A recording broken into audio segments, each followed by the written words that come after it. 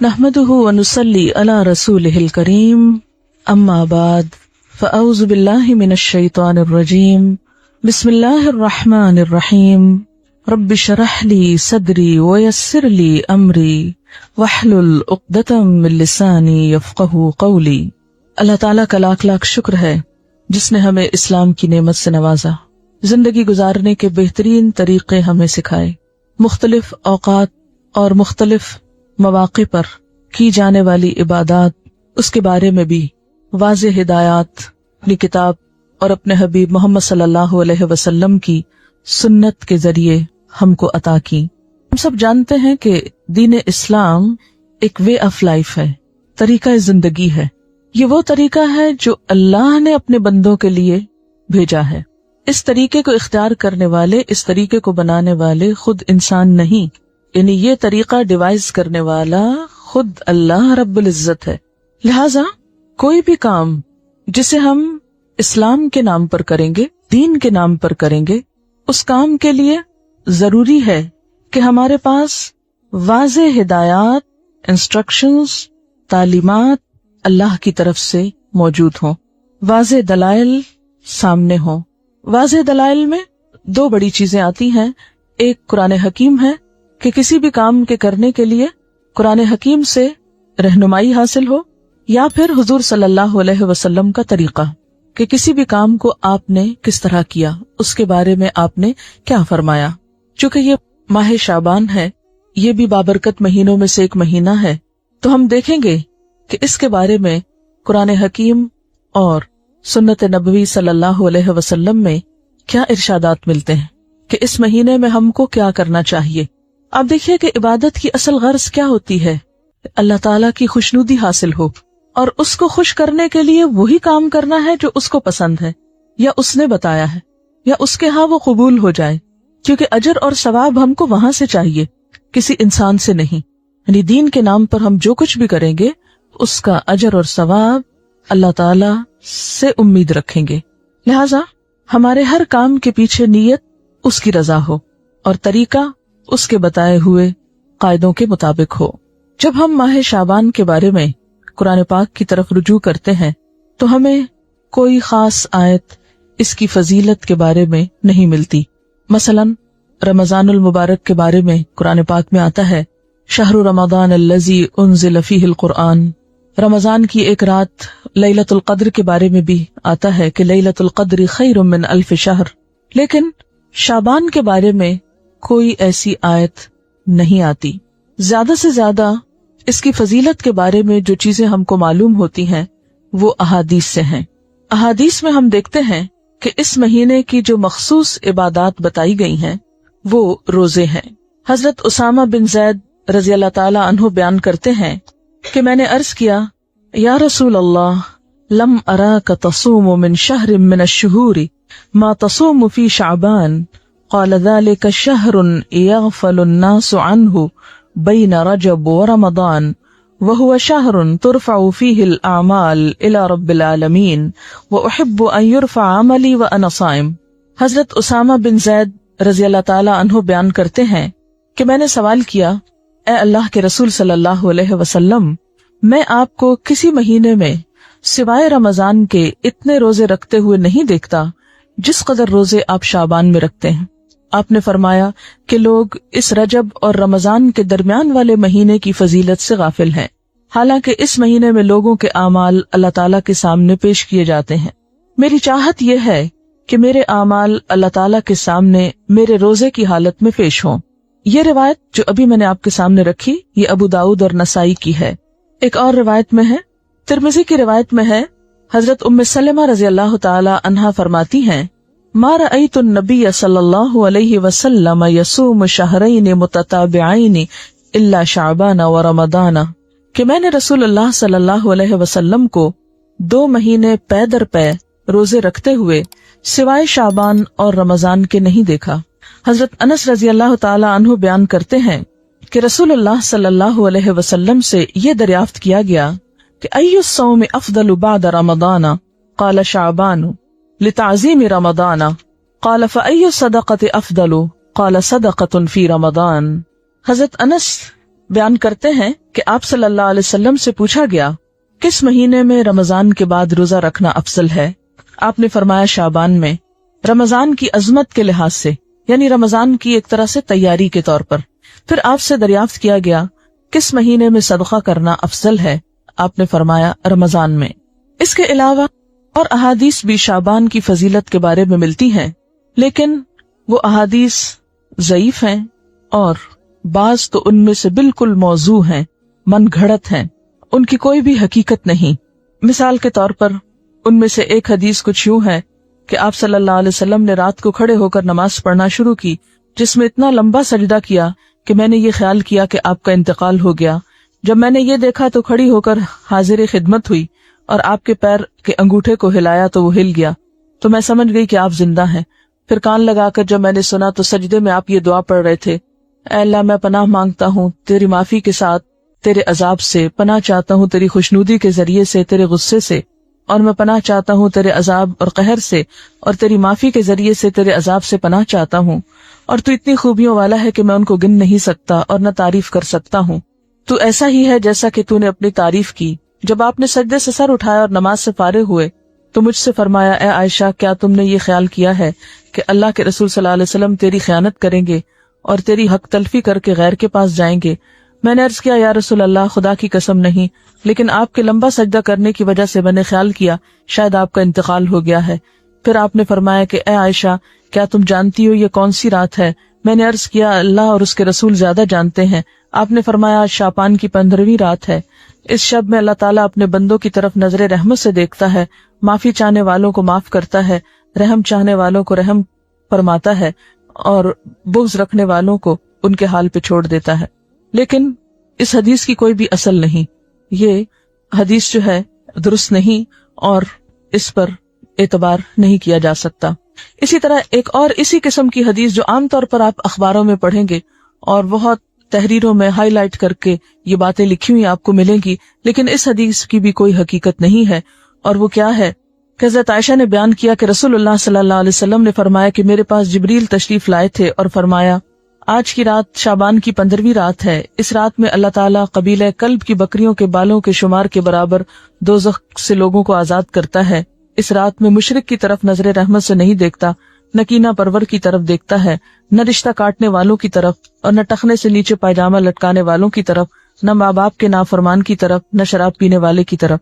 تو اس کی بھی کوئی حقیقت نہیں ہے، یہ بھی بالکل ایک من گھڑت سی حدیث ہے، لیکن چونکہ یہ فضیلت کے باب میں ہے اس لیے عام طور پر لوگ ان کو بے دریغ روایت کرتے رہتے ہیں۔ اسی طرح ایک اور موضوع حدیث انشاءاللہ علوم الحدیث آپ پڑھیں گے تو آپ کو اس کی پوری ہسٹری بتائی جائے گی۔ موضوع حدیث ایک اور بھی ہے کہ آپ صلی اللہ علیہ وسلم نے فرمایا جو شخص 15ویں شعبان کی رات میں 100 رکعتیں پڑھتا ہے تو اللہ تعالیٰ اس کی طرف 100 فرشتے بھیجتا ہے، 30 اسے جنت کی خوشخبری دیتے ہیں، 30 اسے آگ کے عذاب سے امن دیتے ہیں اور اسے دنیا کی بلاؤں سے دور رکھتے ہیں، اور 10 اسے شیطان کے دھوکے سے دور رکھتے ہیں۔ یہ بھی بالکل من گھڑت حدیث ہے اور ناقابل اعتبار۔ اسی طرح ایک اور روایت بیان کی جاتی ہے کہ شعبان کی 15ویں رات میں جو شخص 12 رکعت نماز پڑھے گا، ہر رکعت میں قل هو اللہ 30 مرتبہ، وہ نہیں مرے گا تاوقت اپنا ٹھکانہ جنت میں نہ دیکھ لے۔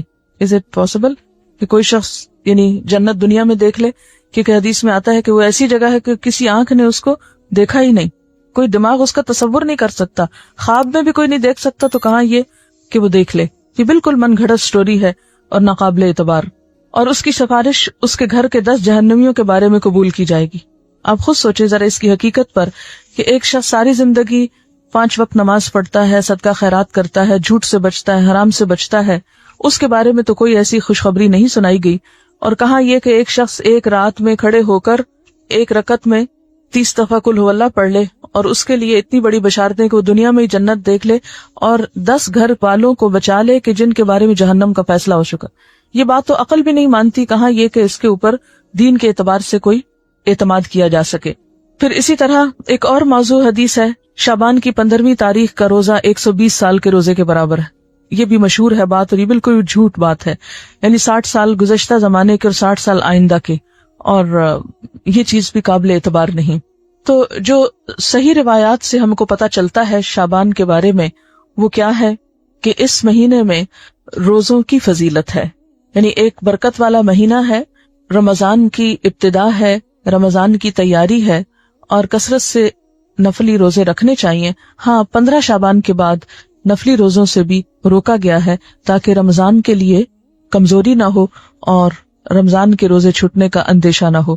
ایک آیت جو عام طور پر اس رات کے بارے میں قرآن پاک سے کوٹ کی جاتی ہے وہ سورۃ الدخان کی یہ آیت ہے، انا انزلناہ فی لیلۃ مبارکۃ انا کنا منذرین فیہا یفرق کل امر حکیم امرا من عندنا انا کنا مرسلین رحمتا من ربک انہ هو السمیع العلیم.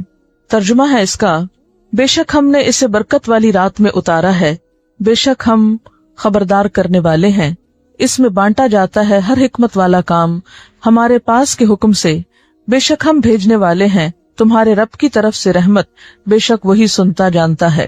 یہ آیات مکہ معظمہ میں نازل ہوئی، واقع معراج سے قبل نازل ہوئی.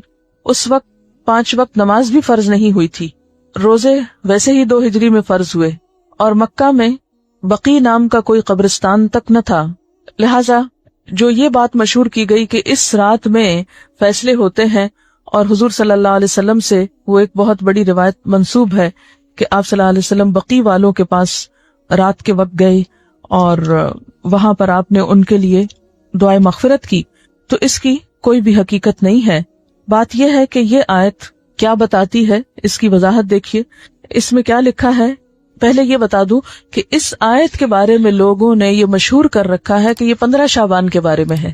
یعنی سورۃ دخان کی یہ آیتیں عام طور پر آپ دیکھیں گے کہ ٹیلی ویژن میں 15ویں شب کو مختلف پروگرامز کے شروع میں کوٹ کی جاتی ہیں، پڑھی جاتی ہیں، اور لوگوں کو اس آیت کے ریفرنس سے یہ بتایا جاتا ہے کہ یہ 15 شعبان ہے. حالانکہ اس آیت کا نزول کب ہوا؟ مکہ میں ہوا، اور مکہ میں معراج سے قبل. اور پھر اس آیت میں جو بات پتہ چلتی ہے وہ کیا کہ اس مبارک رات میں قرآن پاک نازل کیا گیا. انا انزلناہ فی لیلۃ مبارکۃ. قرآن پاک ہی کی ایک اور آیت سے کیا پتہ چلتا ہے کہ قرآن پاک کب نازل ہوا؟ آپ بتائیے. رمضان میں نازل ہوا. سورۃ البقرہ کی آیت شہر رمضان الذی انزل فیہ القرآن، کہ رمضان وہ مہینہ ہے جس میں قرآن پاک نازل کیا گیا. پھر وہ رات شعبان میں کیسے آ گئی؟ پھر دوسری بات یہ ہے کہ سورۃ القدر کے شروع میں کیا آتا ہے؟ انا انزلناہ فی لیلۃ القدر. اور لیلۃ القدر کون سی ہے؟ وما ادراک ما لیلۃ القدر لیلۃ القدر خیر من الف شہر تنزل الملائکۃ والروح فیہا باذن ربہم من کل امر سلام ہی حتی مطلع الفجر. ہمیشہ سے آپ کو معلوم ہے کہ اس سورت کی جو تفسیر کی جاتی ہے وہ کیا ہے کہ یہ کس رات کے بارے میں بات ہے؟ لیلۃ القدر کے بارے میں. اور لیلۃ القدر کیا شعبان میں ہوتی ہے یا رمضان میں؟ رمضان میں. اور رمضان کی کون سی رات ہوتی ہے؟ اس کے بارے میں تاکید سے نہیں بتایا گیا کہ کون سی رات. ہاں آخری عشرے کی رات ہے. اور اس کی تفصیل کہاں سے پتہ چلتی ہے؟ حدیث پاک میں ہے کہ ایک مرتبہ آپ صلی اللہ علیہ وسلم گھر سے باہر تشریف لائے، دیکھا کہ 2 شخص باہم جھگڑ رہے تھے. آپ نے ان کی صلح فرمائی، پھر فرمایا کہ میں تمہیں ایک خیر کی بات بتانے نکلا تھا مگر تم جھگڑ رہے تھے، اس لیے میں وہ بات بتانا بھول گیا. صرف اتنا یاد ہے کہ وہ بات یہ تھی کہ وہ رات کب ہے. یعنی میں یہ بتانے کو آ رہا تھا کہ لیلۃ القدر کب ہے، لیکن تمہارے جھگڑے کی وجہ سے وہ مجھ کو بھول گئی. اب مجھے یاد نہیں، بس اتنا یاد رہ گیا کہ وہ برکت والی رات رمضان المبارک کی آخری 5 تاک راتوں میں سے ایک تھی.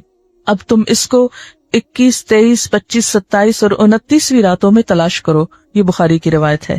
آپ صلی اللہ علیہ وسلم اس رات کو پانے کے لیے رمضان کے آخری عشرے کا اعتکاف فرمایا کرتے تھے. یہ بھی بخاری کی روایت ہے.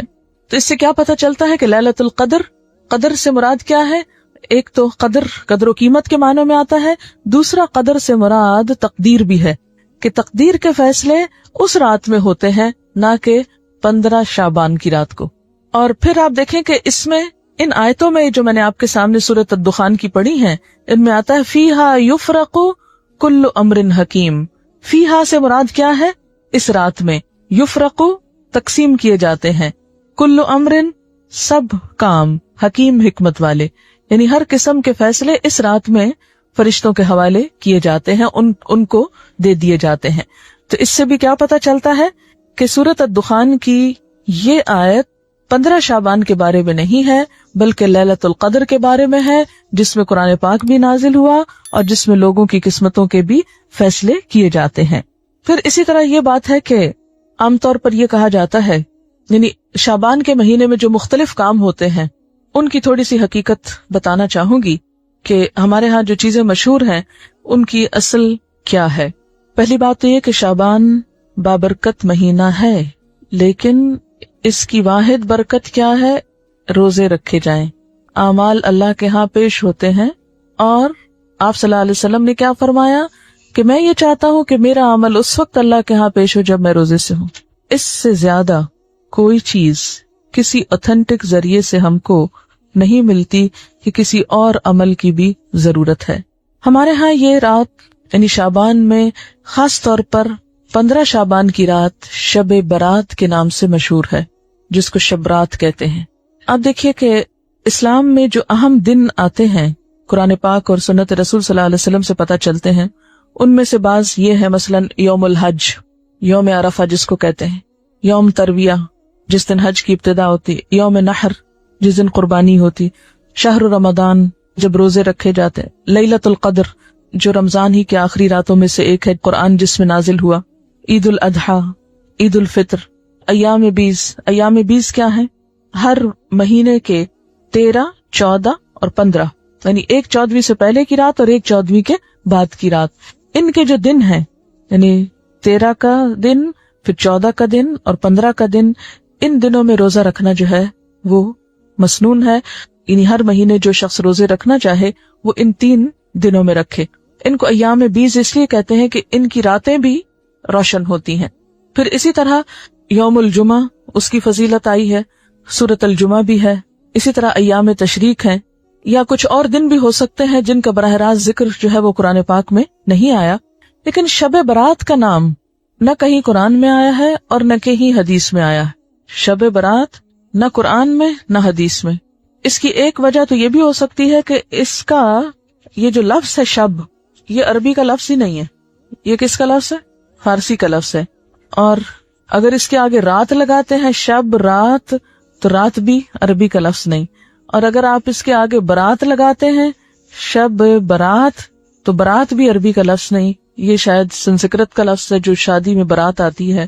بعض لوگ یہ کہتے ہیں کہ اس کا نام شب براءت ہے، براءت کہتے ہیں بیزاری کو، جیسے سورۃ توبہ کے شروع میں آپ نے پڑھا براءۃ من اللہ ورسولہ، سورۃ توبہ کی ابتدا اسی سے ہوتی ہے، تو براءت کا لفظی معنی کیا ہوتا ہے؟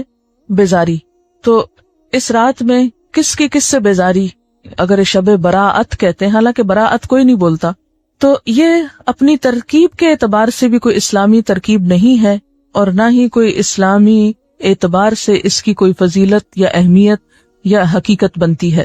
شب برات جو ہے یا شب رات جو ہے ہمارے ہاں عام طور پر باقاعدہ جشن کی شکل میں منائی جاتی ہے، حالانکہ اسلام میں جشن کے دن صرف 2 ہیں، عید الفطر اور عید الاضحیٰ۔ حضرت انس رضی اللہ تعالیٰ عنہ سے روایت ہے کہ جب رسول اللہ صلی اللہ علیہ وسلم مدینہ منورہ آئے تو ان کے ہاں 2 دن تھے جن میں وہ کھیلتے اور خوشیاں مناتے۔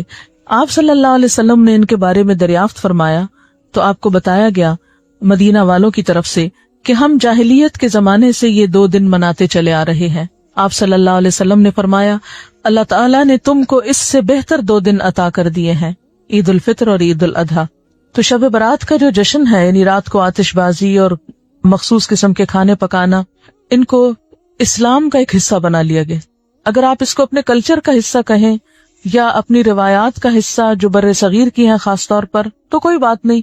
مثلاً آپ 14 اگست مناتے ہیں یا آپ 9 نومبر آج منا رہے ہیں، بہت سے لوگ گھروں میں چھٹی کر کے منانے کا ہمارے ہاں ایک ہی طریقہ چھٹی کر لی جائے۔ علامہ اقبال نے دن رات کام کیا تھا اور ہم دن رات چھٹیاں کرنا چاہتے ہیں۔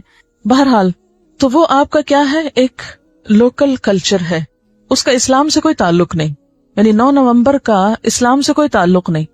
اسی طرح اگر آپ 15 کو آتش بازی کرتے ہیں یا حلوہ پکاتے ہیں تو وہ آپ کا لوکل کلچر تو ہو سکتا ہے، اس کا اسلام سے کوئی تعلق نہیں، کیونکہ اس کے بارے میں نہ کوئی تعلیم قرآن پاک سے ہم کو ملتی ہے اور نہ ہی نبی صلی اللہ علیہ وسلم کی سنت سے۔ مثلاً اس رات میں کیا ہوتا ہے، حلوہ پکایا جاتا ہے اور دوسروں کو کھلایا جاتا ہے، مردوں کی فاتحہ دلائی جاتی ہے، چراغاں کیا جاتا ہے، کینڈلز وغیرہ لوگ چھتوں پر جلاتے ہیں، اور اب اس کی جگہ دوسری بجلی کی بتیاں بھی جلائی جاتی ہیں، آتش بازی کی جاتی ہے، گھروں میں خاص طور پر رنگ روغن کیا جاتا ہے، صاف کیا جاتا ہے. لیکن اگر غور کیا جائے تو ان میں سے کوئی بھی چیز اپنی اصل کے اعتبار سے قرآن اور سنت سے نہیں ہے. جہاں تک اس بات کا تعلق ہے کہ حلوہ پکانا، تو آپ دیکھیے کہ اس کے پیچھے یہ کہا جاتا ہے کہ نبی صلی اللہ علیہ وسلم کا دانت مبارک احد میں شہید ہوا تھا تو آپ کو حلوہ پکا کر کھلایا گیا تھا، تو ہم بھی حلوہ پکاتے ہیں. تو بات یہ تھی کہ آپ نے تو دانت شہید کروایا تھا، ہم نے کتنے دانت اسلام کی راہ میں شہید کرائے ہیں؟ تو اگر دانت ہمارا شہید نہیں ہوا تو حلوہ کھانے کا ہم کو کیا حق ہے؟ دوسری بات یہ کہ آپ کو یہ معلوم ہے کہ جنگ احد شوال میں ہوئی تھی، جنگ احد شوال میں ہوئی تھی، اور ہم حلوہ 15 شب کو کھا رہے ہیں. لہٰذا اس حلوے کی کوئی بھی اصل نہیں ہے. اس رسم کی کچھ اصل ہندوانہ کلچر میں ملتی ہے. وہ کیا؟ ہندوؤں میں سال میں ایک دفعہ حلوہ پوری پکا کر کبوں کو کھلائی جاتی ہے. یہ ان کی ایک رسم ہے، اور وہ اسے بزرگوں پرکھوں کو کھلانا کہتے ہیں. کیا کہتے ہیں؟ بزرگوں پرکھوں کو کھلانا. شب برات میں عموماً صرف حلوہ نہیں، پوری بھی ہوتی ہے جو شاید اسی کلچر سے مشابہت رکھتی ہے. پھر آپ دیکھیے کہ بعض لوگ یہ کہتے ہیں کہ حضرت اویس قرنی نے آپ صلی اللہ علیہ وسلم کی مطابق میں دانت شہید کیا تھا اور انہوں نے حلوہ کھایا تھا. تو یہ ہے کہ اگر آپ نے ان کی بھی پیروی کرنی ہے تو پھر پوری کیجئے، آدھے حصے کی نہیں. پہلے دانت توڑیے اور اس کے بعد پھر حلوہ کھائیے. لیکن بات یہ ہے کہ آپ صلی اللہ علیہ وسلم سے صرف بیٹھ کر حلوہ کھانے کی کوئی روایت نہیں ملتی. آپ کے گھر میں تو 2 ماہ چولہا نہیں جلتا تھا، صرف کھجور پانی پہ گزارا ہوتا تھا. پھر اسی طرح یہ ہے کہ بعض لوگ شب برات کو مردوں کی عید بھی کہتے ہیں، یعنی عید الفطر تو زندوں کی عید ہے، بعض کے ہاں شب برات مردوں کی عید ہے. ان کا خیال یہ ہے کہ اگر کوئی شخص شب رات سے پہلے مر جائے تو جب تک شب رات میں حلوہ پوری اور چپاتی پر اس کی فاتحہ نہ کی جائے وہ مردوں میں شامل نہیں ہوتا، اور نہ اس کے کنبے میں پہلا تہوار منایا جاتا ہے. یعنی رواج کیا ہے کہ جب کوئی فوت ہو جائے تو پہلا تہوار یہ منایا جائے، پھر اس کے بعد کوئی شادی رکھی جائے یا کوئی اور خوشی کا موقع. تو یہ مردے کی پہلے عید کی جائے پھر اپنی عید. آپ نے دیکھا ہوگا کہ اگر کسی کا کوئی رشتہ دار عید سے پہلے فوت ہو جائے تو عید نہیں مناتی ہے. ہمارے یہاں کتنی عام ہے یہ بات نا. حالانکہ افسوس جو ہے اس کی مدت تو سوائے شوہر کے 3 دن مقرر کی گئی. پھر اسی طرح یہ ہے کہ ان کے ہاں، ہندوؤں کے ہاں، اگر کوئی فوت ہو جائے تو یہ پرکھوں کو کھلانے والے واقعے سے پہلے نہ کوئی شادی بیاہ رکھتے ہیں اور نہ ہی کوئی اور خوشی کا موقع. اور اسی طرح یہ ہے کہ اگر کوئی شخص یہ نہ کرے تو اس کو اپنی برادری سے نکال دیتے ہیں. یہ بھی ہندوؤں کے ہاں ہے. جب تک وہ برادری والوں کو روٹی نہ کھلائے یا یہ حلوہ پوری نہ کھلائے اس وقت تک اسے برادری میں شامل نہیں کرتے، کیونکہ ان کے ہاں ذات پات اور برادری سسٹم بہت اسٹرانگ ہے. تو انہی کے اس کلچر سے متاثر ہو کر ہمارے ہاں بھی مردوں کی عید کے نام سے شب رات کو حلوہ پوری پر فاتحہ جو ہے ان کے لیے دی جانے لگی. ان کے ہاں یہ بھی خیال کیا جاتا ہے کہ جب تک یہ رسم ادا نہ ہو انسان مردوں میں شریک نہیں ہوتا، وہ معلق رہتا ہے. اب آپ دیکھیں کہ جو لوگ یہ رسم نہیں کرتے ان کے تو سب مرنے والے اب تک لٹک رہے ہیں کہیں، اور وہ مردوں میں شریک نہیں ہوئے. تو یہ کتنی نان سینس قسم کی بات ہے. کیا کوئی دین اس قسم کی تعلیمات دے سکتا ہے؟ اسی طرح بعض لوگوں کے ہاں یہ رواج بھی ہے کہ وہ گھروں کی صفائی کر کے ایک مخصوص جگہ پر حلوہ چپاتی رکھتے ہیں، اور موسمی پھل بھی اور مٹھائیاں بھی اور کھانے پینے کی چیزیں بھی، اور وہ کہتے ہیں کہ یہ مرنے والے کے لیے ہے، اور ہر وہ چیز رکھی جاتی ہے جو مرنے والے کو پسند ہوتی ہے. اور بعض اوقات لوبان اور اگربتی وغیرہ جلا کر بھی اس کو مزید بارونق کیا جاتا ہے. اور بعض لوگوں نے یہ بھی تصور قائم کر رکھا ہے کہ میت کی روح 40 دن تک گھر پر آتی رہتی ہے، اور خصوصاً شبرات کو بھی آتی ہے، یعنی 40 دن تک آنے کے علاوہ شبرات کو بھی آتی ہے. تو اس کا کوئی ثبوت نہ قرآن پاک سے ہم کو ملتا ہے اور نہ ہی حدیث سے ملتا ہے. ابھی ریسنٹلی آپ نے سورۃ المومنون پڑھی، اس میں آپ نے برزخ کے بارے میں پڑھا، وَمِن وَرَائِهِمْ بَرْزَخٌ إِلَىٰ يَوْمِ يُبْعَثُونَ، کہ مرنے والا جب مر جاتا ہے تو ان کے پیچھے کیا ہے؟ برزخ، پردہ آ گیا. کب تک؟ إِلَىٰ يَوْمِ يُبْعَثُونَ. کہاں اب ان کا آپ کے گھروں میں آنا اور آ کر کھانے پینے کی چیزیں دیکھ کر ترسنا، کیونکہ اب وہ خود تو کھا نہیں سکتے. یعنی یہ کتنے افسوس کی بات ہے کہ ایک روح آ رہی ہے اور آپ اس کے لیے کھانے پینے کی چیزیں رکھ رہے ہیں جو وہ کھا بھی نہیں سکتی. تو دین میں اس قسم کے کوئی عمل نہیں ہے کہ جو عقل سے مطابقت نہ رکھتے ہوں. جی یہ پوچھ رہی ہیں کہ وہ سب پھر کھاتا کون ہے. اگر سمجھ بھی لیا جائے کہ وہ سپوز کہ وہ آتے ہیں تو آ کے دیکھ کے چلے جاتے ہیں اور پھر ہم خود بیٹھ کے کھا لیتے ہیں یا اوروں کو کھلا دیتے ہیں. یہ کس قدر شرمناک بات ہے کہ مہمان نے تو کچھ کھایا نہیں اور اپنی موج کر لی ہم نے. اور بعض لوگ اس کی دلیل جو روحوں کے آنے کی کہتے ہیں کہ قرآن پاک میں بھی روح کا لفظ آیا ہے، اور حالانکہ آپ جتنی آیتیں بھی اس ضمن میں پڑھ چکے ہیں وہ حضرت جبریل علیہ السلام کے بارے میں ہے یا وحی کے بارے میں ہے. اور بعض لوگوں کا خیال یہ ہے کہ اگر شب رات کو یہ فاتحہ نہ دلائی جائے تو مردے غمگین واپس جاتے ہیں، اور اگر فاتحہ دلائی جائے تو مردے خوش خوش واپس جاتے ہیں. یہ ہندوانہ سوچ ہے، کیونکہ ہندوؤں کے ہاں روحیں بھٹکتی پھرتی ہیں. انشاءاللہ آپ کو لیٹر آن یہ 3 بڑے مذاہب جو بر صغیر سے متعلق ہیں، ہندوازم اور بدھزم اور سکھوں کے بارے میں انشاءاللہ کچھ لیکچرز دلوائے جائیں گے. یہ ہم آخر میں بالکل کرتے ہیں، اور اس وقت جب آپ قرآن پاک تقریباً پڑھ چکے ہو تاکہ آپ جب وہ سنیں تو قرآن کو کمپیئر کر سکیں کہ ان باتوں کی تردید قرآن میں کس کس طریقے سے ہوتی ہے. پھر آپ کے اپنے اندر بھی ایک میزان پیدا ہو جاتا ہے نا. اگر ہم ابھی آپ کو سنا دیں تو شاید آپ کو وہ ایک معلومات سے زیادہ کوئی چیز نہ لگے.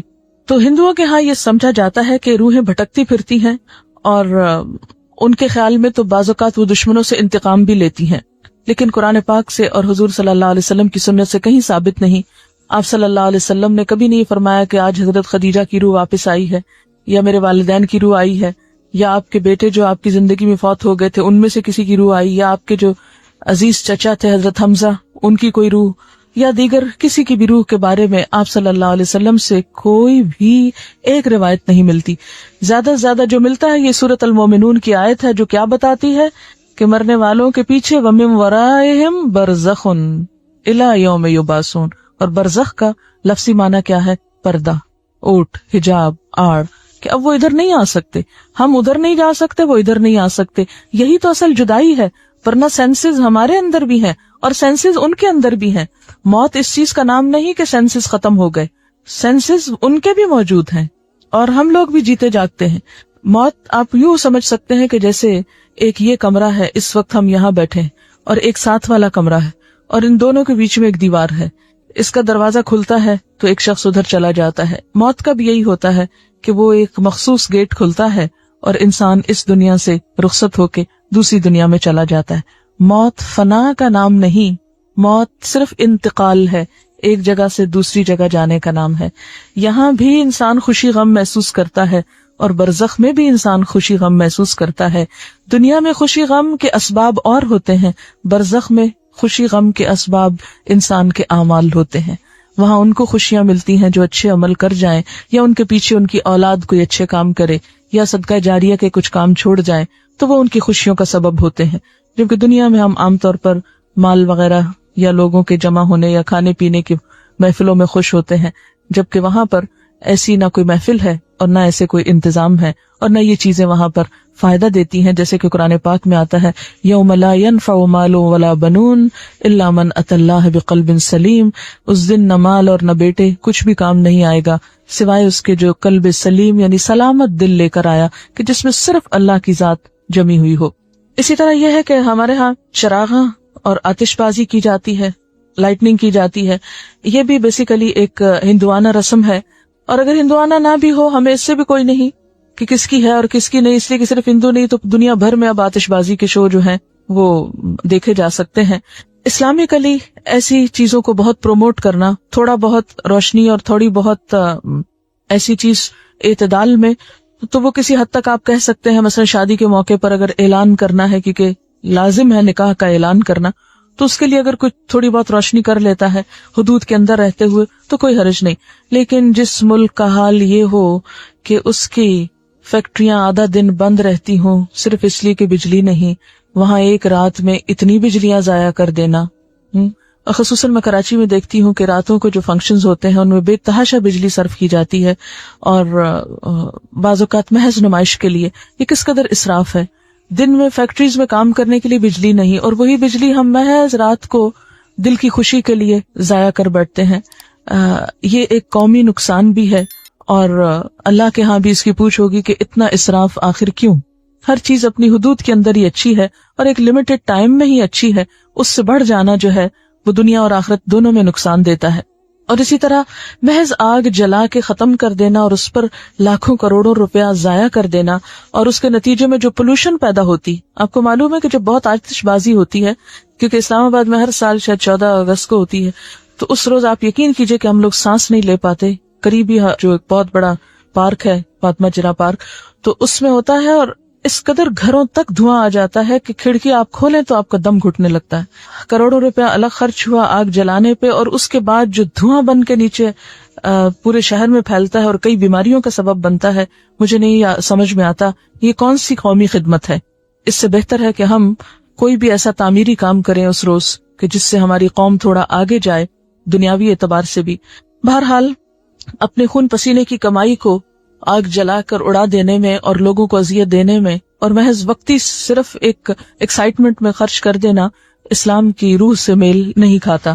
پھر یہ ہے کہ ہمارے ہاں عام طور پر اس رات کے بارے میں کچھ فضیلتیں منسوب ہیں. مثلاً یہ کہ شب برات میں سالانہ بجٹ تقسیم ہوتا ہے، سال بھر کے امور کا فیصلہ ہوتا ہے، رزق، شادی، اولاد، حج، موت، بیماری، فراخی، تنگی، عزت، ذلت، حادثات، غمی، خوشی. اس رات بعض لوگوں کو مردوں میں لکھ دیا جاتا ہے. تو یہ سب باتیں جو ہے من گھڑت ہیں، ان میں سے کسی ایک چیز کی بھی حقیقت نہیں. یہ سب کچھ لیلۃ القدر تقدیر کی رات میں ہوتا ہے، نہ کہ شعبان کی 15 رات میں. اور اسی طرح بعض روایات میں لوگوں کے ہاں یہ مشہور ہے کہ جس طرح زمین پر مسلمانوں کی 2 عیدیں ہیں، اسی طرح ملائکہ کی 2 عیدیں ہیں، شب برات اور لیلۃ القدر. یہ بھی بالکل من گھڑت بات ہے. اور بعض لوگوں نے یہ روایت بھی گھڑ رکھی ہے کہ جس طرح بارش بادل کے بغیر نہیں برستی، اسی طرح جو شعبان میں گناہوں سے پاک نہ ہو وہ رمضان میں بھی پاک نہیں ہو سکتا. تو یہ بات بھی ایک عقل میں نہ آنے والی بات ہے.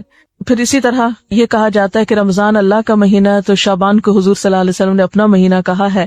اس کی بھی کوئی حقیقت نہیں. اور بعض روایات میں آتا ہے کہ تمام مہینوں پر شعبان کی فضیلت ایسی ہے جیسی مجھے تمام انبیاء پر. یہ بھی من گھڑت بات ہے. اور شعبان کی 15ویں رات قیام کرو اور دن کو روزہ رکھو، کیونکہ اللہ تعالیٰ اس دن آسمانی دنیا پہ تجلی فرما کر کہتا ہے کہ ہے کوئی بخشش مانگنے والا کہ اسے بخش دوں. یہ تو ہر رات میں ہوتا ہے. صحیح حدیث سے کیا پتہ چلتا ہے کہ ہر رات اللہ تعالیٰ آسمانی دنیا پہ نزول فرماتے ہیں اور یہی فرماتے ہیں کہ ہے کوئی بخشش مانگنے والا کہ میں اسے بخش دوں، ہے کوئی مصیبت زدہ کہ میں اس کی مصیبت دور کروں. اس کے لیے صرف 15 رات مخصوص نہیں ہے. پھر اسی طرح بعض لوگوں نے یہ بھی مشہور کر رکھا ہے کہ جو شعبان کے 3 روزے رکھتا ہے اس کے سب گناہ معاف ہو جاتے ہیں اور اس کی روزی میں برکت دی جاتی ہے. اور اس کی بھی کوئی حقیقت نہیں ہے. یہ کیسے ہو سکتا ہے سال بھر انسان گناہ کرے اور صرف شعبان کے 3 روزے رکھ کے سب کچھ درست کر لے؟ اسلام شارٹ کٹ نہیں، اسلام چند ریچولز کی ادائیگی کا نام نہیں. اسلام ایک وے آف لائف ہے، طریقہ زندگی ہے. اس میں اللہ کے حقوق بھی ہیں اور بندوں کے حقوق. یہ کس طرح ہو سکتا ہے کہ ایک شخص دوسروں کے حقوق پہ ڈاکہ ڈالے، کسی کو تانے دے، کسی کی چغلی کرے، کسی کے گھر میں آگ لگوائے، کسی کو ستائے، کسی کو مارے اور حرام خوری کرے، اور پھر اس طرح کے چند کام کر کے، حلوے پکا کے کھا کے اور چند اور ریچولز ادا کر کے یہ سمجھے کہ اس کے دین کی ساری ذمہ داری پوری ہو گئی؟ ایسی کوئی چیز قرآن کی روح سے تو ہم کو معلوم نہیں ہوتی.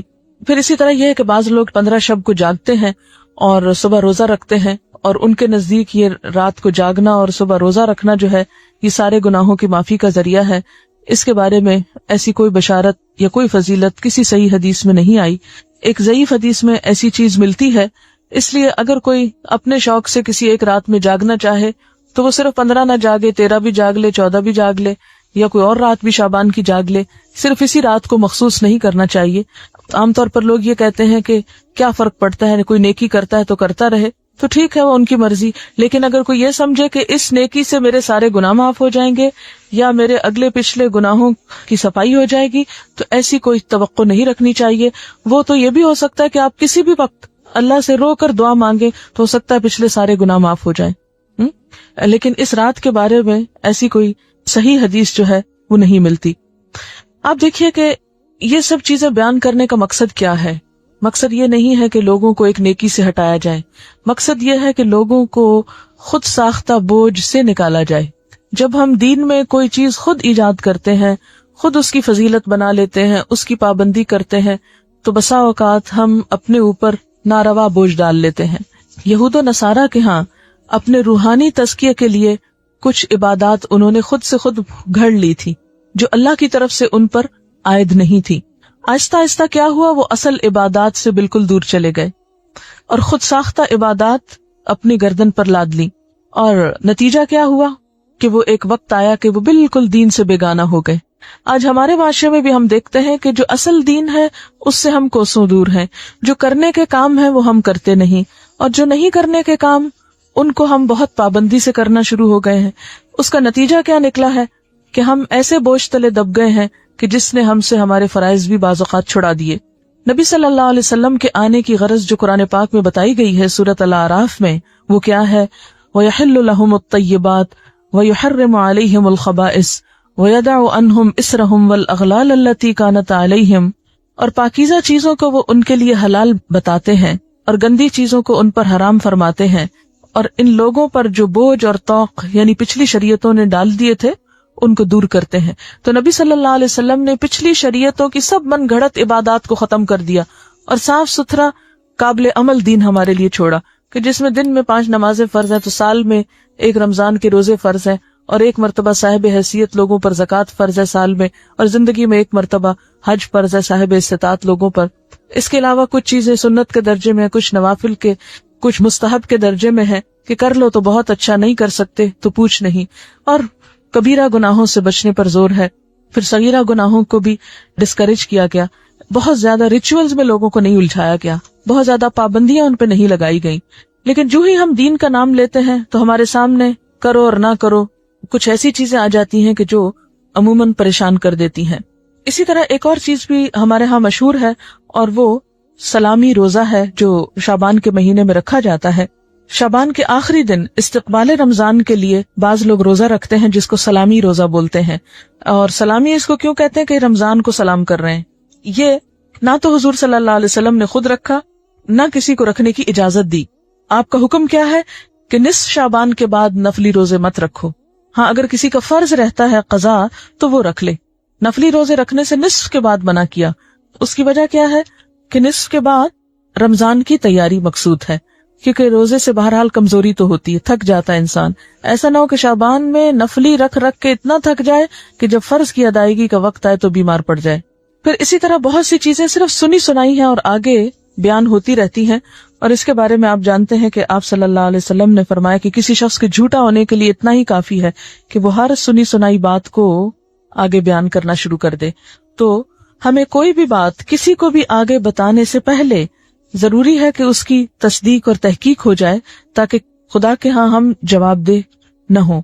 اور آپ نے وہ حدیث بھی پڑھ رکھی ہے کہ آپ صلی اللہ علیہ وسلم نے فرمایا من کذب علی متعمدا فلیتبوأ مقعدہ من النار، جس نے جان بوجھ کر مجھ پہ جھوٹ گھڑا اس کو چاہیے کہ اپنا ٹھکانہ جہنم میں بنا لے. اسی طرح ایک بہت مشہور بات جو شب رات سے منسلک ہے وہ آپ صلی اللہ علیہ وسلم کی جنت البقیع میں حاضری ہے.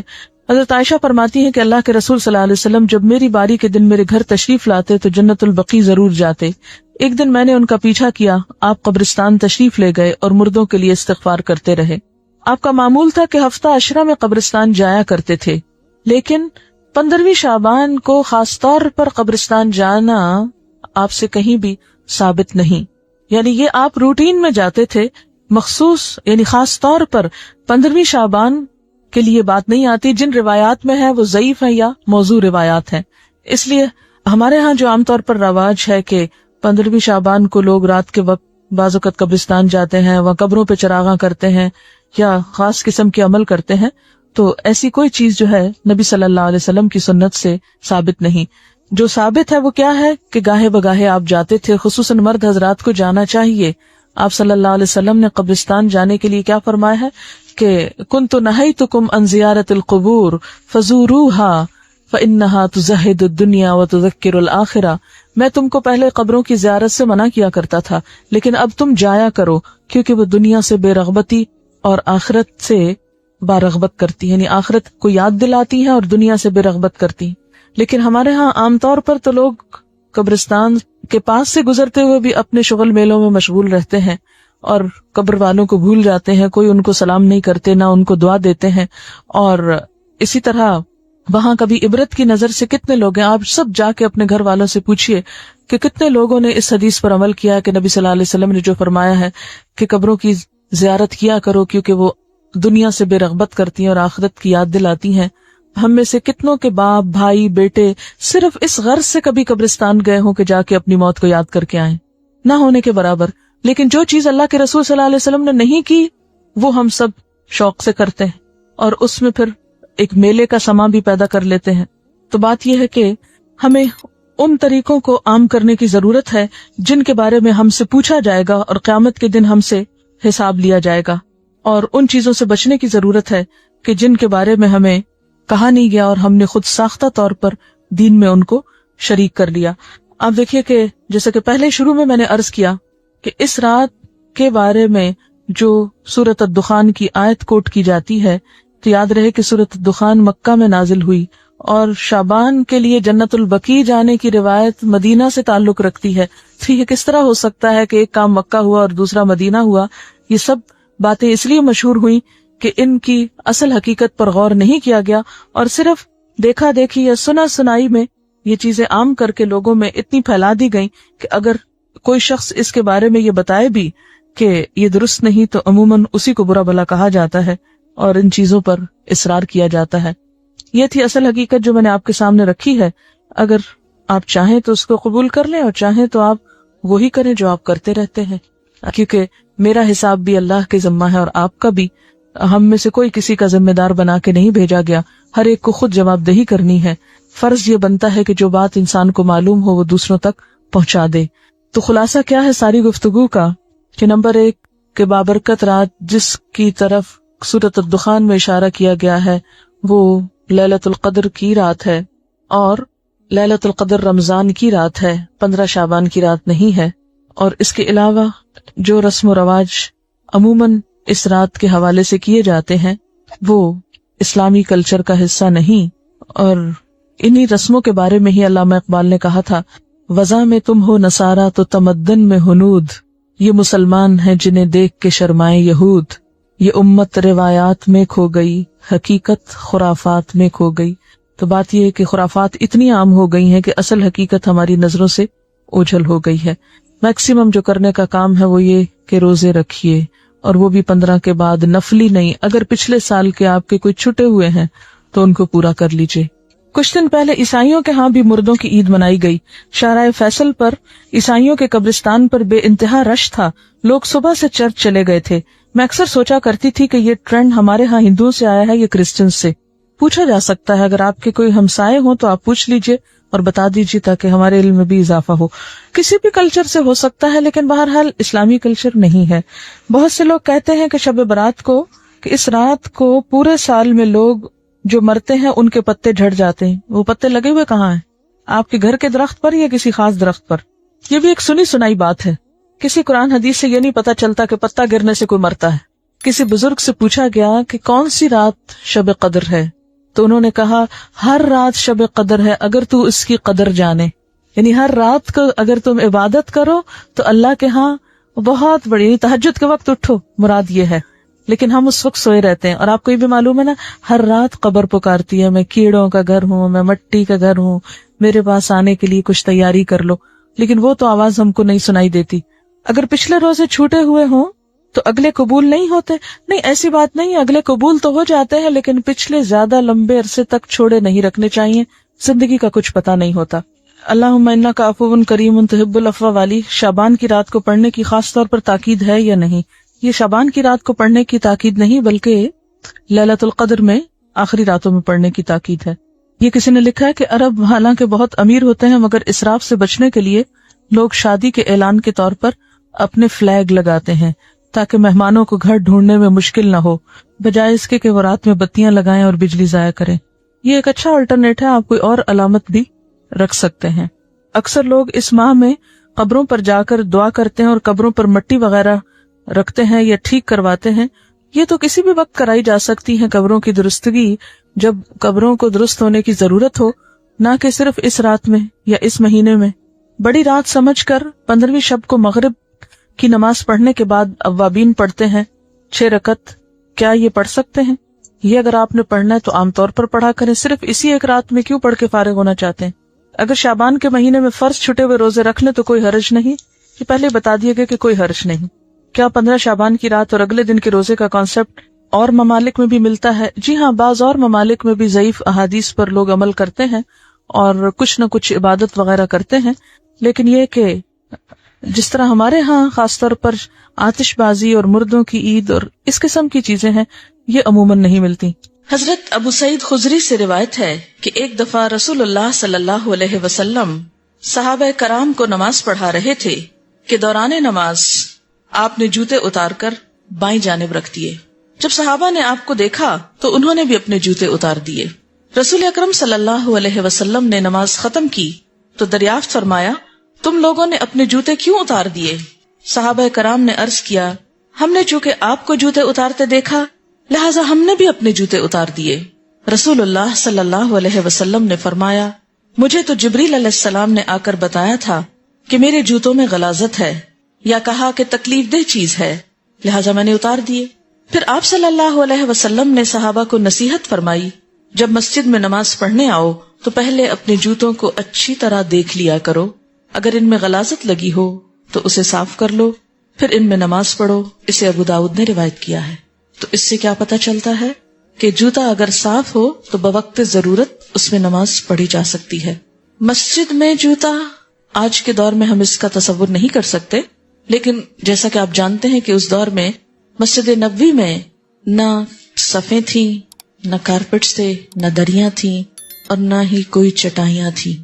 خالی فرش تھا جس پر چھوٹی چھوٹی بجری سی بچھی ہوئی تھی، کنکریاں سی بچھی ہوئی تھی، اور خاص طور پر گرمی کے وقت میں وہ بہت تپ جاتی تھی، تو اس لیے لوگ اس میں بھی جوتوں سمیت نماز پڑھا کرتے تھے. اور بعض اوقات کیچڑ ہوتا تھا جب بارش ہو جاتی.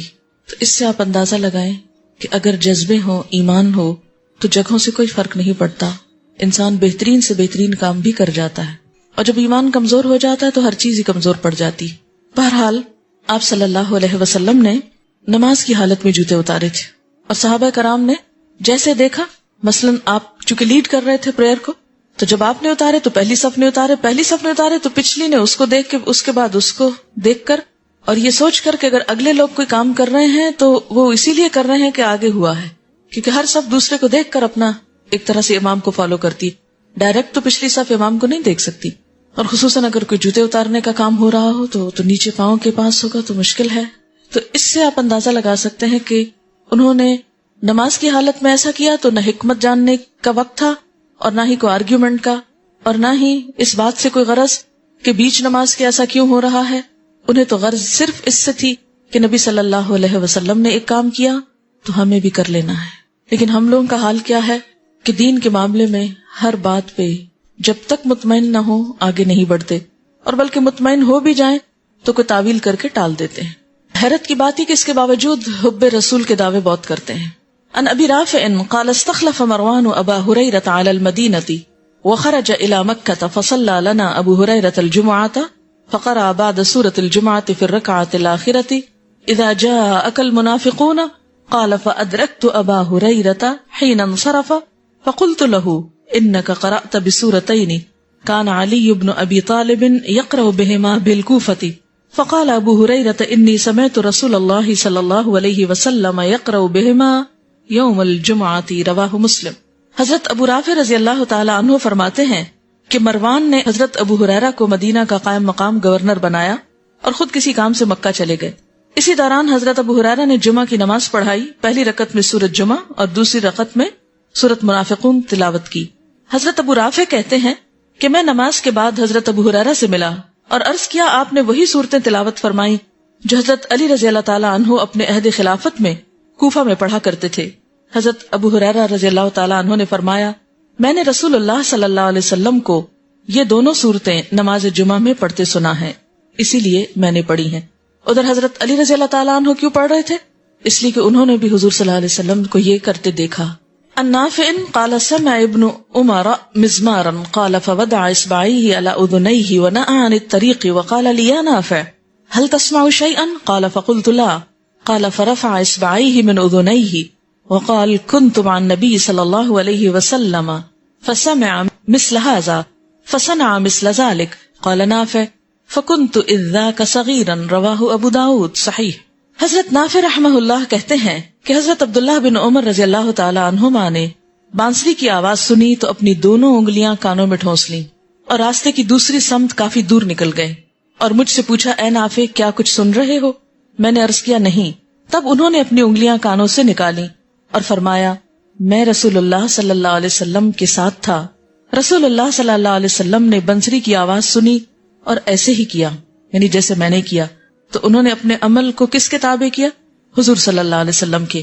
حضرت نافع نے یہ بھی بتایا کہ اس وقت میں چھوٹی عمر کا لڑکا تھا، یعنی بہت پہلے یہ عمل میں نے دیکھا تھا اور آج اس پر عمل کر رہا ہوں، اور اس کے برعکس ہمارا عمل کیا ہے۔ ان ہلال ابن اساف قال كنا مع سالم ابن عبید فعطس رجل من القوم فقال السلام علیکم فقال سالم وعلیک وعلى امك ثم قال بعد لعلك وجدت مما قلت لك قال لوددت انك لم تذكر امي بخير ولا بالشر قال انما قلت لك كما قال رسول الله صلى الله عليه وسلم انا بينا نحن عند رسول الله اذا عطس رجل من القوم فقال السلام عليكم فقال رسول الله وعليك وعلى امك ثم قال اذا عطس احدكم فليحمد الله قال فذكر بعد المحامد وليقل له من عنده يرحمك الله وليرد يعني عليهم يغفر الله لنا ولكم رواہ ابو داود۔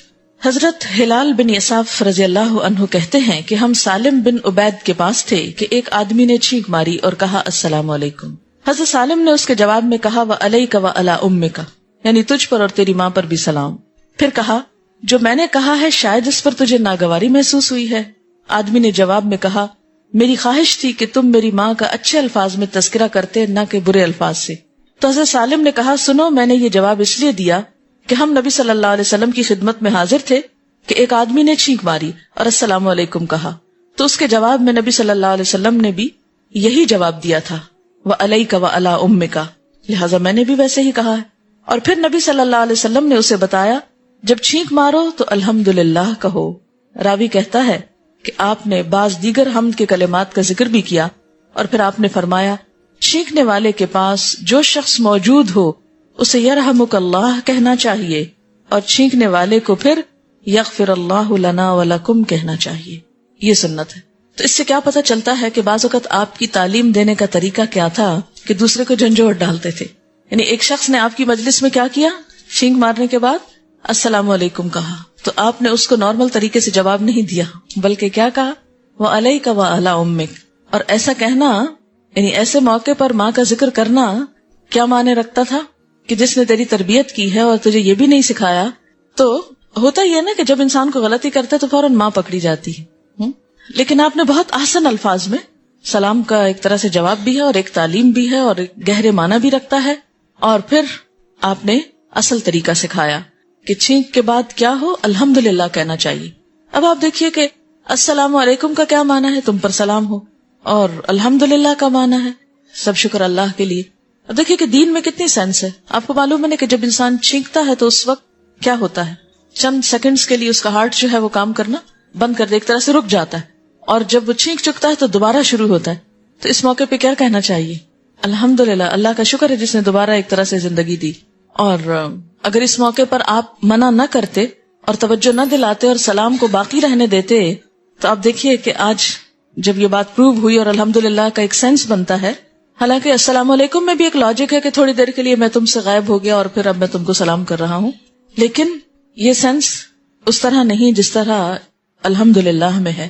تو چھوٹے چھوٹے آداب میں بھی، چھوٹی چھوٹی دعاؤں میں بھی اگر وہ طریقہ اختیار کر لیا جائے جو حضور صلی اللہ علیہ وسلم کا ہے تو چھینکنا بھی ایک عبادت ہے، یعنی اس موقع پر بھی انسان کے نیکیوں میں ہی اضافہ ہوتا ہے۔ تو ہر حال پھر ایک عبادت ہو جاتا ہے جب زندگی اس طریقے کے مطابق جو اللہ کے رسول صلی اللہ علیہ وسلم نے سکھائی ہے۔ اور پھر ساتھ یہ بھی بتا دیا گیا کہ کہنے والا الحمدللہ کہے اور جواب دینے والا یرحمک اللہ کہے، اور پھر جب اس کے جواب میں دعا دی جائے تو کیا یغفر اللہ لنا ولکم۔ یعنی یہاں تک کی سنتوں میں من گھڑت طریقے ایجاد نہیں کرنے چاہیے، لیکن ہم نے تو السلام علیکم اور وہ سب بھی چھوڑ کر کیا شروع کر دیا۔ کیا کہتے ہیں چھینکنے کے بعد، ایکسکیوز می، اس کا مطلب کیا ہے؟ مطلب کیا بنتا ہے اس موقع پہ ایکسکیوز می کہنے کا، مجھے معاف کر دیجئے کہ میں نے آپ کی تکلیف کا سبب بنا، یہی ہو سکتا ہے نا زیادہ سے زیادہ. لیکن اس میں اور الحمدللہ میں فرق کیا ہے؟ ایکسکیوز می کہنا ایک شیلو چیز ہے، ٹھیک ہے، ایک ادب ہے، ایٹیکیٹ ہے، لیکن وہ معنی نہیں رکھتا جو الحمدللہ میں ہے. اس لیے کہ واقعی اگر یہ بات درست ہے کہ اس وقت چھینکنے کے موقع پر انسان کے کچھ باڈی فنکشنز جو ہیں وہ رک جاتے ہیں اور جو کہ زندگی کے لیے بہت ضروری ہیں، تو دوبارہ ان کے شروع ہونے پر ایکسکیوز می کہنا بس ٹھیک ہے، کہنا ہے، اچھی بات ہے، کہہ لیں، مگر جو واقعی فائدہ دیتا ہے. ایک اور بات یہ ہے کہ جب تک ہمارا مزاج نہیں بدلے گا ہم ان چیزوں کو اپریشیٹ بھی نہیں کر سکیں گے. مزاج کیسے بدلے گا؟ جب ہماری سوچ بدلے گی. سوچ کی تبدیلی کیا ہے؟ کہ دنیا نیچے آ جائے اور آخرت اوپر آ جائے، دنیا نمبر 2 ہو جائے اور آخرت نمبر 1 ہو جائے. کیسے نمبر 1 کیسے ہوگی؟ کیونکہ جب الحمدللہ کہیں گے تو آپ کو پتا ہے کہ ایک دفعہ الحمدللہ کہنا کیا ہے؟ یملأ المیزان، میزان بھر دیتا ہے. اس وقت ایک نئی زندگی کا ملنا اللہ کی نعمت ہے، شکر ہے کہ ہر چیز پھر اپنا کام کرنے لگی اور اللہ تعالیٰ کی رضا حاصل ہوتی ہے، سنت کی پیروی ہوتی. بیک وقت کتنے نیک کام ہو گئے، اللہ کا ذکر ہوا، شکر کے کلمات. شکر کرنے والوں کو اللہ تعالیٰ کا وعدہ کیا ہے؟ اور دوں گا اور نعمتیں دوں گا.